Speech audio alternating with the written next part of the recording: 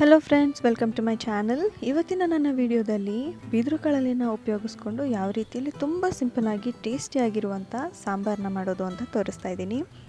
ಮೊದಲನೇದಾಗಿ ಈ ಬಿದಿರು ಕಳಲೆನ ಯಾವ ರೀತಿ ಕಟ್ ಮಾಡ್ಕೋಬೇಕು ಅಂತ ಅನ್ನೋದನ್ನ ತೋರಿಸ್ತಿದ್ದೀನಿ ನೋಡಿ. ಇದನ್ನು ನಾನು ನಮ್ಮ ಗದ್ದೆಯಿಂದ ತರಿಸ್ದೆ. ಬಿಟ್ಟಿತ್ತು ಮಳೆಗಾಲದಲ್ಲಿ ಅಂತ ಹೇಳಿಬಿಟ್ಟು ತಂದು ಕೊಟ್ಟಿದ್ರು ಮನೆಯಿಂದ. ಸ್ವಲ್ಪ ಹಳೇದಾಗಿದ್ದರಿಂದ ಸ್ವಲ್ಪ ಕಪ್ಪು ಸುತ್ಕೊಂಡಿದೆ. ಇಲ್ಲ ಅಂತಂದರೆ ಫ್ರೆಶ್ಶಾಗಿ ಯೂಸ್ ಮಾಡಿದ್ರೆ ಈ ಒಳಗಡೆ ಬಿಳಿ ಬಣ್ಣ ಹೇಗೆ ಕಾಣ್ತಾ ಇದೆಯೋ ಅದೇ ರೀತಿ ಫುಲ್ ಬಿದಿರು ಕಳಲೆ ಹಾಗೆ ಕಾಣುತ್ತೆ. ಈಗ ಇದನ್ನೆಲ್ಲನೂ ನಾನು ಒಂದೊಂದೇ ಲೇಯರ್ನ ತೆಗಿತಾ ಇದ್ದೀನಿ. ತೆಗೆದ ಮೇಲೆ ಕೆಳಗಡೆ ನಿಮಗೆ ಒಂದು ಕೋರ್ ಏನು ಕಾಣ್ತಾ ಇದೆ, ಫುಲ್ ದಂಟೇನು ಕಾಣ್ತಾ ಇದೆ, ಅದನ್ನೇ ನಾವು ಅಡುಗೆಗೆ ಉಪಯೋಗಿಸುವಂಥದ್ದು. ಸ್ವಲ್ಪ ಬಲ್ತೋಗಿರೋದಾದರೆ ಬೇರೆ ರೀತಿಯನ್ನೇ ಕಟ್ ಮಾಡ್ಕೊಳ್ತೀವಿ. ಇದು ತುಂಬ ಎಳಸಾಗಿರುವಂಥ ಬಿದಿರು ಮೋತೆ ಅಂತ ಹೇಳ್ತೀವಲ್ಲ, ಚಿಗುರು. ಹಾಗಾಗಿ ಇದನ್ನು ಪೂರ್ತಿಯಾಗಿ ನಾನು ಮೇಲ್ಗಡೆ ಸಿಪ್ಪೆ ಮಾತ್ರ ತೆಗೆದು ಒಳಗಡೆ ಇರುವಂಥದ್ದನ್ನು ಪೂರ್ತಿಯಾಗಿ ಕಟ್ ಮಾಡ್ಕೊಳ್ತಾ ಇದ್ದೀನಿ. ಇಲ್ಲ ಅಂತ ಹೇಳಿದ್ರೆ ಪ್ರತಿ ಗೇಣಿಗೂ ಒಂದೊಂದು ಏಟು ಕೊಟ್ಟು ಅದನ್ನು ಕೊಚ್ಕೊಳ್ತಾರೆ ಕೆಲವರು. ನಾನಾಗಲೇ ಹೇಳಿದಾಗೆ ಇದು ತುಂಬ ಎಳಸಾಗಿರೋದ್ರಿಂದ ನಾನು ಕೊಚ್ಚಿಲ್ಲ, ಈಸಿಯಾಗಿ ಚಾಕುಗೆ ಅದು ಕಟ್ ಮಾಡೋದಕ್ಕೆ ಸಿಕ್ತು. ಹಾಗಾಗಿ ನಾನು ಕಟ್ ಮಾಡ್ಕೊಳ್ತಾ ಇದ್ದೀನಿ ಇದನ್ನ. ಈ ರೀತಿ ಈಗ ನಾವು ಒಂದೊಂದೇ ಲೇಯರ್ ತೆಗೆದ ಮೇಲೆ ಕೊನೆಯಲ್ಲಿ ಏನು ಸಿಗುತ್ತೆ ಈ ಮುರಿದ್ಬಿಟ್ಟಿದ್ದೀನಿ. ಈಗ ನೋಡಿ, ಇದಿಷ್ಟನ್ನು ನಾವು ಉಪಯೋಗಿಸ್ಕೊಳ್ಳೋಣ. ಈಗ ಮೇಲ್ಗಡೆ ಇರುವಂಥ ಈ ಒಂದು ಕಪ್ಪು ಭಾಗ ಏನಿದೆ ಅದನ್ನೆಲ್ಲನೂ ನಾನು ತೆಗಿತೀನಿ. ಕೆಳಗಡೆನೂ ಸ್ವಲ್ಪ ಕಪ್ಪಾಗಿದೆ, ಅದನ್ನು ನಾನು ತೆಗೆದಾಕ್ತಾಯಿದ್ದೀನಿ. ಈ ರೀತಿ ಸ್ವಲ್ಪ ಹೋಗಿರೋ ಪಾರ್ಟ್ಸ್ ಏನಿದೆ ಅದನ್ನೆಲ್ಲನೂ ನಾನು ತೆಗೆದುಹಾಕಿ ಮೇಲ್ಗಡೆ ಒಂದು ಲೇಯರ್ನ ನಾನು ತೆಗಿತಾ ಇದ್ದೀನಿ. ಈ ರೀತಿ ನಿಧಾನಕ್ಕೆ ನೀವು ಚಾಕುನಲ್ಲಿ ಅಥವಾ ಶಾರ್ಪಾಗಿರುವ ಯಾವುದಾದ್ರೂ ಒಂದು ವೆಪನ್ನಲ್ಲಿ ನೀವು ಅದನ್ನು ಈ ರೀತಿ ಎಡ್ಕೊಳ್ಬೋದು. ನಾನು ಸುಮಾರು 1.5 ವರ್ಷದಿಂದ ಕೇಳ್ತಾ ಇದ್ದೆ, ಬಿದಿರು ಕಳಲೆ ಬೇಕು, ಮಾಡ್ಕೊಂಡು ತಿಂದು ತುಂಬ ವರ್ಷಗಳಾಗೋಗಿದೆ, ತುಂಬ ಆಸೆ ಆಗ್ತಾಯಿದೆ ಅಂತ ನಾನು ಕೇಳ್ಕೊಂಡಿದ್ದೆ.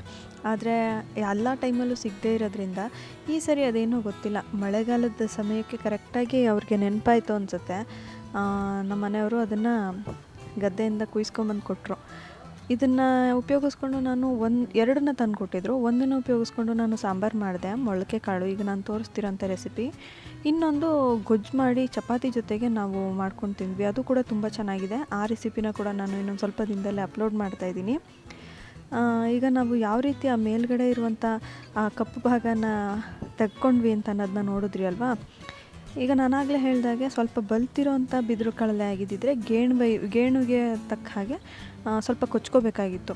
ತುಂಬ ಎಳಸಾಗಿರುವಂಥ ಒಂದು ಬಿದಿರು ಕಳಲೆ ಆಗಿರೋದ್ರಿಂದ ಇದು ನಾನು ಚಾಕುನಲ್ಲಿ ಆರಾಮಾಗಿ ಕಟ್ ಮಾಡ್ಕೊಳ್ತಾ ಇದ್ದೀನಿ.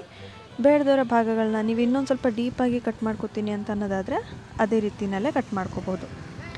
ಈ ರೀತಿ ನಮ್ಮ ಬಿದಿರು ಕಳಲೆ ರೆಡಿಯಾಗಿದೆ. ಕಪ್ಪು ಭಾಗನ ನಾನು ಈಗಲೂ ಕೂಡ ತುಂಬ ಆಳವಾಗಿ ಕಟ್ ಮಾಡ್ಕೊಳ್ತಾ ಇದ್ದೀನಿ. ಹಾಗಂತ ಇದೇನು ವೇಸ್ಟ್ ಆಗೋದಿಲ್ಲ. ಬೇಕಾಗಿರೋ ಬಿಳಿ ಭಾಗನ ನಾವು ಅಡುಗೆಗೆ ಉಪಯೋಗಿಸ್ಕೋಬೋದು. ಇಷ್ಟೆಲ್ಲ ಮಾಡಿದ್ಮೇಲೆ ಒಂದೇ ಒಂದು ಚೂರು ಕೂಡ ವೇಸ್ಟ್ ಆಗೋದಿಲ್ಲ. ಮಳೆಗಾಲದಲ್ಲಿ ಮಾತ್ರನೇ ಸಿಗೋದ್ರಿಂದ, ಜೊತೆಗೆ ಆರೋಗ್ಯಕ್ಕೆ ತುಂಬ ಒಳ್ಳೆಯದಾಗಿರೋದ್ರಿಂದ ಸೀಸನಲ್ಲಾಗಿ ನಮಗೇನು ಸಿಗುತ್ತೋ ಅದನ್ನು ಆಹಾರದಲ್ಲಿ ನಾವು ಸೇರಿಸ್ಕೊಳ್ಳೋದು ತುಂಬ ಒಳ್ಳೆಯದು ಆಹಾರದಲ್ಲಿ. ಜೊತೆಗೆ ಇದು ತುಂಬ ಅಪರೂಪವಾದ ಆಹಾರ ಆಗಿರೋದ್ರಿಂದ ಇದರ ಇತಿಮಿತಿಗಳು ಕೂಡ ನಮಗೆ ತುಂಬ ಚೆನ್ನಾಗಿ ಗೊತ್ತಿರಬೇಕು. ಯಾಕಂತ ಹೇಳಿದ್ರೆ ಇದನ್ನು ಹಾಗೆ ಉಪಯೋಗಿಸ್ಬಾರ್ದು. ಇದನ್ನು 2 ರಿಂದ 3 ದಿನ ನೀರಲ್ಲಿ ನೆನೆ ಹಾಕಿ 3 ದಿನ ಬಿಟ್ಟು ದಿನ ನಾವು ನೀರನ್ನು ಬದಲಾಯಿಸಿ ಅದನ್ನು ಉಪಯೋಗಿಸ್ಬೇಕಾಗತ್ತೆ. ಆದರೆ ನಾವು ಇನ್ನೂ ತುಂಬ ಸಿಂಪಲ್ಲಾಗಿ ನಾವು ಬೇಗ ಮಾಡ್ಕೊಂಡು ತಿನ್ನಬೇಕು ಅನ್ನೋದಾದರೆ ಇದನ್ನು ಸಣ್ಣ ಸಣ್ಣ ಚೂರುಗಳನ್ನಾಗಿ ಮಾಡಿ 10 ರಿಂದ 12 ಸಾರಿ ನೊರೆ ಬರೋದಕ್ಕೆ ಶುರು ಆಗುತ್ತೆ. ಆ ನೊರೆ ಎಲ್ಲ ನಿಲ್ಲೋ ರೀತಿಯಲ್ಲಿ ನಾವು ತೊಳೆದ್ರೆ ನಾವು ಅದು ಅಡುಗೆ ಮಾಡೋದಕ್ಕೆ ಸಿದ್ಧ ಆಗುತ್ತೆ. ನೀವು ಬೇಕಿದ್ದರೆ ಹಿಂದಿನ ದಿನ ರಾತ್ರಿ ಇದನ್ನು ಚೆನ್ನಾಗಿ ಸಣ್ಣದಾಗಿ ಕಟ್ ಮಾಡಿ ನೀರಲ್ಲಿ ಒಂದು 5 ರಿಂದ 6 ಸರಿ ತೊಳೆದು ನೆನೆ ಹಾಕಿ ಬೆಳಿಗ್ಗೆ ಎದ್ದು ಒಂದು 5 ರಿಂದ 6 ಸರಿ ತೊಳೆದ್ರೆ ಉಪಯೋಗಿಸೋದಕ್ಕೆ ಅನುಕೂಲ ಆಗುತ್ತೆ. ಈ ರೀತಿ ನೋಡಿ, ಚಾಕುನಲ್ಲಿ ಕಟ್ ಮಾಡೋದಕ್ಕಾಗಲ್ಲ ಬಲ್ತೋಗಿದ್ರೆ, ಆದರೆ ಇದು ಎಳಸಾಗಿರೋದ್ರಿಂದ ಆರಾಮಾಗಿ ನಾನು ಚಾಕುನಲ್ಲಿ ಬೇರೆಲ್ಲ ತರಕಾರಿಗಳನ್ನ ಕಟ್ ಮಾಡಿರ್ತೀವಲ್ಲ ಅದೇ ರೀತಿಯಲ್ಲೇ ಕಟ್ ಮಾಡೋದಕ್ಕೆ ಆಗ್ತಾಯಿದೆ. ಹಾಗಾಗಿ ಇದನ್ನು ಏನು ನಾವು ಕೊಚ್ಚೋದು ಹೇಗೆ ಅಂತನೋ ಕನ್ಫ್ಯೂಷನ್ ಇರಲ್ಲ. ಈ ರೀತಿ ನಾನು ಇಟ್ಕೊಂಡು ನನಗೆ ಯಾವ ಸೈಜಿಗೆ ಬೇಕೋ ಆ ಸೈಜ್ಗೆ ನಾನು ಕಟ್ ಮಾಡ್ಕೊಳ್ತಾ ಇದ್ದೀನಿ. ಗೊಜ್ಜಿಗಾದರೆ ನೀವು ಸಣ್ಣದಾಗಿ ಕಟ್ ಮಾಡ್ಕೋಬೋದು. ನಾನು ಸಾಂಬಾರಿಗೆ ಮಾಡ್ಕೋತಿರೋದ್ರಿಂದ ಸ್ವಲ್ಪ ದೊಡ್ಡದಾಗಿ ಕಟ್ ಮಾಡ್ಕೊಳ್ತಾ ಇದ್ದೀನಿ ಇದನ್ನ. ತುಂಬ ಹಳೆ ಕಾಲದಲ್ಲಿ ಈ ರೀತಿ ಅಡುಗೆ ಎಲ್ಲ ಮಾಡುವಾಗ ಬಿದಿರು ಕಳಲೆನ ಉಪಯೋಗಿಸುವಾಗ ಇದರ ಲೇಯರ್ಸ್ ಏನಿತ್ತು ಅದನ್ನಾಗಲಿ ಅಥವಾ ಇದನ್ನು ತೊಳೆದ ನೀರನ್ನಾಗಲಿ ಹಸುಗಳಾಗಲಿ ಅಥವಾ ಬೇರೆ ಮಕ್ಕಳಾಗಲಿ ಅದನ್ನು ಮುಟ್ಟದೇ ಇರೋ ರೀತಿಯಲ್ಲಿ ನೋಡ್ಕೊಳ್ತಾಯಿದ್ರು. ಈಗೆಲ್ಲ ನಾವು ಸಿಟಿಯಲ್ಲೇ ಮಾಡೋದ್ರಿಂದ ಸಿಂಕಲ್ಲಿ ಹಾಕ್ಬಿಡ್ತೀವಿ, ಯಾರಿಗೂ ಸಿಗಲ್ಲ ಅದು. ಆದರೆ ಆಗೆಲ್ಲ ಆ ರೀತಿ ಮಾಡ್ತಾಯಿದ್ರಂತೆ. ಈಗ ನಾನು ಸಣ್ಣ ಸಣ್ಣದಾಗಿ ಕಟ್ ಮಾಡ್ಕೊಂಡಿರೋವಂಥ ಆ ಚೂರುಗಳೇನಿದೆ ಅದನ್ನು ಒಂದು ದೊಡ್ಡದಾದಂಥ ಪಾತ್ರೆಯಲ್ಲಿ ನೀರು ಹಾಕಿಟ್ಕೊಂಡಿದ್ದೀನಿ, ಅದರೊಳಗಡೆಗೆ ಹಾಕಿಟ್ಕೊತಾ ಇದ್ದೀನಿ. ಇದೇ ರೀತಿಯಲ್ಲಿ ಸಣ್ಣ ಸಣ್ಣದಾಗಿ ಕಟ್ ಮಾಡಿಕೊಂಡು ಆ ನೀರೊಳಗಡೆ ಹಾಕಿಟ್ಕೊಂಡು ಫಸ್ಟ್ ಅದನ್ನು ನೋಡಿದಾಗ ನಿಮಗೆ ಗೊತ್ತಾಗುತ್ತೆ, ತುಂಬ ನೊರೆ ಬರ್ತಾ ಇರುತ್ತೆ. ಅಂದರೆ ಆ ನೊರೆ ಹೋಗಬೇಕು, ಅದರಲ್ಲಿರುವಂಥ ಕೆಮಿಕಲ್ಸ್ ಏನಿದೆ, ವಿಷಯುಕ್ತ ಪದಾರ್ಥಗಳೇನಿದೆ ಅದೆಲ್ಲ ತೊಳೆದು ಹೋಗಬೇಕು. ಆ ರೀತಿಯಲ್ಲಿ 10-12 ಸಾರಿ ಅದನ್ನು ತೊಳಿಬೇಕು. ನಾನಿವತ್ತು ಇದರ ಸಾರು ಮಾಡ್ತಾಯಿದ್ದೀನಿ ಅಂತ ಹೇಳಿದ್ರೆ ಹಿಂದಿನ ದಿನವೇ ನಾನು ಕಾಳು ನೆನೆ ಹಾಕಿ ಮೊಳಕೆನೂ ಬರೆಸಿಟ್ಕೊಂಡಿದ್ದೀನಿ. ಇದಕ್ಕೆ ಸ್ವಲ್ಪ ಟೊಮೆಟೊ ಯೂಸ್ ಮಾಡ್ತಾಯಿದ್ದೀನಿ, 2 ಮೀಡಿಯಮ್ ಸೈಜ್ ಟೊಮೆಟೊ. ಯಾವ ಸೊಪ್ಪುಗಳು ಸಿಗುತ್ತೆ, ಮೆಂತ್ಯ ಸೊಪ್ಪು, ಸಬ್ಬಸಿಗೆ ಸೊಪ್ಪು, ಕೊತ್ತಂಬರಿ ಸೊಪ್ಪು, ಜೊತೆಗೆ 2-2.5 ಚಮಚದಷ್ಟು ಮನೇಲೆ ಆಡಿಸ್ಕೊಂಡಿರೋಂಥ ಖಾರದ ಪುಡಿ, ಒಂದು 1/4 ಹೋಳಷ್ಟು ಕಾಯಿ ತುರಿ, ಒಗ್ಗರಣೆಗೆ ಬೇಕಾಗಿರೋಷ್ಟು ಈರುಳ್ಳಿ, ಇದಿಷ್ಟನ್ನು ಮಾತ್ರ ನಾನು ಉಪಯೋಗಿಸ್ಕೊಂಡು ಸಾಂಬಾರನ್ನ ಮಾಡ್ತಾಯಿದ್ದೀನಿ. ಈಗ ಈ ಬಿದಿರು ಕಳಲೆನ ನಾವು 10-12 ಸರಿ ತೊಳೆದು ಕುಕ್ಕರಲ್ಲಿ ಈಗಾಗಲೇ ನಾನು 2 ಕೂಗಿಸಿಟ್ಕೊಂಡಿದ್ದೀನಿ. ಅದನ್ನು ಸೋರು ಹಾಕಿದ್ದೀನಿ. ಕೂಗ್ಸೋಂಥ ವೀಡಿಯೋನ ನಾನೇನು ಹಾಕಿಲ್ಲ. ಈಗ ಇದನ್ನು ಸೋರು ಹಾಕಿದ ಮೇಲೆ ರೆಡಿಯಾಗಿದೆ. ಈಗೊಂದು ಖಾಲಿ ಕುಕ್ಕರ್ ಒಳಗಡೆಗೆ ಸ್ವಲ್ಪ ಎಣ್ಣೆ ಹಾಕ್ಕೊಳ್ತಾ ಇದ್ದೀನಿ. ಜಾಸ್ತಿ ಎಣ್ಣೆ ಏನು ಬೇಕಾಗಲ್ಲ, ಸುಮಾರು ಒಂದು 3-4 ಚಮಚದಷ್ಟು ನಾನು ಎಣ್ಣೆನ ಇದರೊಳಗಡೆಗೆ ಹಾಕೋತಾ ಇದ್ದೀನಿ. ಎಣ್ಣೆ ಕಾದ ಮೇಲೆ ಇದಕ್ಕೆ ಬೇಕಾಗಿರೋಂಥ ಪದಾರ್ಥಗಳು ಏನೇನು ಅಂತ ತೋರಿಸಿದ್ದೀನಲ್ವ, ಅದನ್ನು ಒಂದಾದ್ಮೇಲೆ ಒಂದು ಹಾಕ್ಕೊಳ್ತಾ ಹೋಗ್ಬೋದು. ನಾನು ಆಗಲೇ ತೋರಿಸ್ದಾಗೆ ಒಗ್ಗರಣೆಗೆ ಬೇಕಾಗಿರೋಂಥ ಒಂದು ಮೀಡಿಯಮ್ ಸೈಜ್ ಈರುಳ್ಳಿನ ಸಣ್ಣದಾಗಿ ಕಟ್ ಮಾಡಿ ಇಟ್ಕೊಂಡಿದ್ದೆ, ಅದನ್ನು ಹಾಕ್ಕೊಂಡು ಹುರ್ಕೋತಾ ಇದ್ದೀನಿ. ಇದೊಂದು ಸ್ವಲ್ಪ ಟ್ರಾನ್ಸ್ಪರೆಂಟ್ ಆಗೋಕ್ಕೆ ಶುರು ಆದಮೇಲೆ ಅಥವಾ ಅದ್ರ ಬಣ್ಣ ಏನು ಇರುತ್ತೆ ಅದು ಕಳ್ಕೊಳ್ತಾ ಹೋಗೋಕ್ಕೆ ಶುರು ಮಾಡಿದ್ಮೇಲೆ ನಾವು ನೆಕ್ಸ್ಟು ನಮಗೆ ಬೇಕಾಗಿರೋಂಥ ಇಂಗ್ರೀಡಿಯೆಂಟ್ಸ್ನ ಹಾಕ್ಕೋಬೋದು. ಸುಮಾರು 2-3 ನಿಮಿಷ ಕಡಿಮೆ ಉರಿನಲ್ಲೇ ನಾನು ಈರುಳ್ಳಿನ ಹುರ್ಕೋತಾ ಇದ್ದೀನಿ.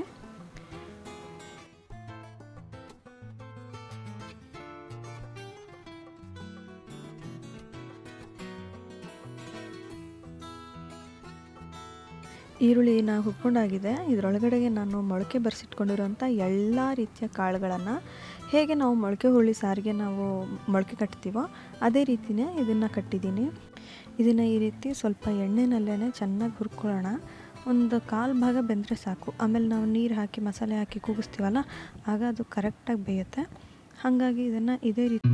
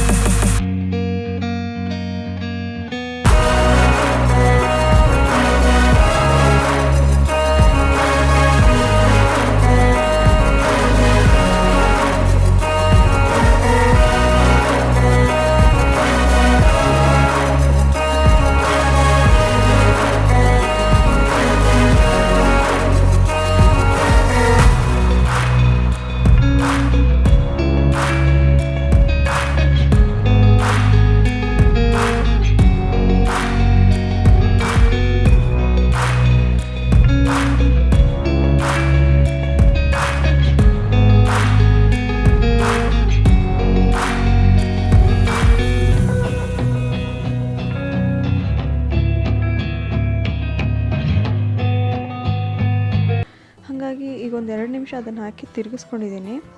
ಈಗ ಇದರೊಳಗಡೆಗೆ ನಾನೊಂದು ಸ್ವಲ್ಪ ನೀರನ್ನು ಹಾಕಿ ಎಷ್ಟು ಅಂತ ಹೇಳಿದ್ರೆ ಕಾಳು ಮತ್ತು ಆ ಬಿದಿರು ಕಾಳಲ್ಲಿ ಇನ್ನೊಂದು ರೌಂಡು ಬೇಯೋದಕ್ಕೆ ಬೇಕಾಗಿರೋಷ್ಟು ಅದ್ರ ಮೇಲೆ ಒಂದು ಸ್ವಲ್ಪ ನಿಲ್ಲೋ ರೀತಿಯಲ್ಲಿ ನೀರು ಹಾಕ್ಕೊಂಡಿದ್ದೀನಿ. ನಾನು ಖಾರದ ಪುಡಿ ಏನು ಹೇಳಿದ್ದೆ ಆ ಮೆಜರ್ಮೆಂಟು 2ರಿಂದ 2.5 ಚಮಚದಷ್ಟು ದೊಡ್ಡ ಚಮಚದಷ್ಟು ನಾನು ಖಾರದ ಪುಡಿನ ಹಾಕೋತಾ ಇದ್ದೀನಿ. ಈ ಖಾರದ ಪುಡಿನ ನೀರಲ್ಲಿ ಚೆನ್ನಾಗಿ ಮಿಕ್ಸ್ ಆಗೋ ರೀತಿಯಲ್ಲಿ ಈ ರೀತಿ ತಿರುಗಿಸ್ಕೊಳ್ಳೋಣ. ಆಮೇಲೆ ಜೊತೆಗೆ ಆ ಹುಡಿ ಸ್ವಲ್ಪ ಗಂಟಾಗಿರಬಹುದು, ಹಾಗಾಗಿ ಆ ಗಂಟುಗಳು ಒಡೆಯೋ ರೀತಿಯಲ್ಲಿ ನಾನು ಒಂದು 2ರಿಂದ 3 ರೌಂಡು ಈ ರೀತಿ ಸುತ್ಕೊಳ್ತಿದ್ದೀನಿ. ಈ ರೀತಿ ಸುತ್ತ ಹಾಕಿದ್ಮೇಲೆ ನಾವು ನಮಗೆ ರುಚಿಗೆ ಎಷ್ಟು ಬೇಕೋ ಅಷ್ಟು ಉಪ್ಪು ಅಥವಾ ಅರ್ಧ, ಇದು ಕಾಳು ಜೊತೆಗೆ ಬಿದಿರು ಕಾಳಲ್ಲಿ ಬೇಯೋಕ್ಕೆ ಬೇಕಾಗಿರೋಷ್ಟು ನಾನು ಹರಳುಪ್ಪನ್ನು ಯೂಸ್ ಮಾಡ್ತಾಯಿದ್ದೀನಿ. ನಾನು ಆಗಲೇ ಹೇಳಿದಾಗೆ ನಿಮಗೆ ಮುಂಚಿನ ಎಷ್ಟೋ ವಿಡಿಯೋಗಳಲ್ಲಿ ನಾನು ಹೇಳಿದ್ದೀನಿ ಹರಳುಪ್ಪನ್ನು ಜಾಸ್ತಿ ಅಡುಗೆಗೆ ಉಪಯೋಗಿಸ್ಬೇಕು ಅಂತ. ಈಗ 2 ಕೂಗಿಸ್ಕೊಂಡಿದ್ದೀನಿ ನಾನು ವಿಸಲ್ ಹಾಕಿ. ಈಗ ನಮ್ಮ ಖಾರ ಬೆಂದಿದೆ.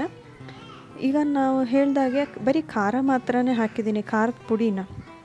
ಇದೇ ತುಂಬ ಒಳ್ಳೆ ವಾಸನೆ ಬರ್ತಾ ಇರುತ್ತೆ. ಈ ಒಂದು ಹಂತದಲ್ಲಿ ನಾವು ಹೇಗೆ ಒಂದು 1/4 ಹೋಳಷ್ಟು ಕಾಯನ್ನು ಆಡಿಸಿಟ್ಕೊಂಡಿದ್ವೋ ಆ ಕಾಯಿನ ಕೂಡ ರುಬ್ಬಿ ಇಟ್ಕೊಂಡಿದ್ದೀನಿ ಈಗಾಗಲೇ. ತರ್ತರಿಯಾಗಿ ಬೇಕು ಅಂತ ಹೇಳಿದ್ರೆ ತರ್ತರಿಯಾಗಿಯೇ ನೀವು ಯೂಸ್ ಮಾಡ್ಬೋದು, ಇಲ್ಲ ನುಣ್ಣಗೆ ಬೇಕಾದರೆ ನುಣ್ಣಗೆ ಯೂಸ್ ಮಾಡಿ. ನಾನು ತರ್ತರಿಯಾಗಿ ಅದನ್ನು ಆಡಿಸ್ಕೊಂಡಿದ್ದೀನಿ. ನಿಮಗೆ ಯಾವ ರೀತಿಯ ಸಾರನ ಮಾಡಿ ಅಭ್ಯಾಸ ಇದೆಯೋ, ತರ್ತರಿಯಾಗಿ ಆಡಿಸಿ ಅಭ್ಯಾಸ ಇದ್ದರೆ ತರ್ತರಿಯಾಗಿ ಆಡಿಸ್ಕೊಳ್ಳಿ, ಇಲ್ಲ ಅಂತ ಹೇಳಿದ್ರೆ ನುಣ್ಣಗೆ ಆಡಿಸ್ಕೊಳ್ಳಿ. ಈಗ ನಾನು ಆ ಒಂದು ಮಿಕ್ಸಿ ಜಾರ್ನ ಕೂಡ ತೊಳೆದಿರೋ ನೀರನ್ನು ಅದರೊಳಗಡೆ ಹಾಕ್ಕೊಂಡಿದ್ದೀನಿ. ಈ ಒಂದು ಸ್ಟೇಜಲ್ಲಿ ನಿಮಗೆ ಎಷ್ಟು ಗಟ್ಟಿಯಾಗಬೇಕೋ ಅಥವಾ ಎಷ್ಟು ತೆಳ್ಳಗೆ ಬೇಕೋ ಅದನ್ನು ನೋಡಿಕೊಂಡು ನೀರನ್ನ ಹಾಕ್ಕೊಳ್ಳಿ ಇದರೊಳಗಡೆಗೆ. ಇದೊಂದು ಸುತ್ತು ನಾನು ಹಾಗೆ ತಿರುಗಿಸ್ಕೊಳ್ತಿದ್ದೀನಿ ಗೊತ್ತಾಗಲಿ ಅಂತ. ಅಂದರೆ ಖಾರ ಆಗಿದ್ದರೆ ನಮಗೆ ಬಣ್ಣದಲ್ಲಿ ಗೊತ್ತಾಗ್ಬಿಡುತ್ತಲ್ವ, ಇಲ್ಲ ಖಾರ ಇಲ್ಲ ಸರಿಯಾಗಿದೆ ಅಂತ ಹೇಳೋದಾದರೆ ಇದನ್ನು ಒಂದು ರೌಂಡ್ ಈ ರೀತಿ ತಿರುಗಿಸ್ಕೊಂಡು ಇದೇ ಉರಿನಲ್ಲೇ ನಾವು ಒಂದು ಸ್ವಲ್ಪ ಹೊತ್ತು ಬೇಯಿಸ್ಕೊಳ್ಳೋಣ. 1-2 ಕುದಿ ಬರೋ ರೀತಿಯಲ್ಲಿ ಅದನ್ನು ಓಪನ್ ಮಾಡಿನೇ ನಾವು ಇಟ್ಕೊಳ್ಳೋಣ.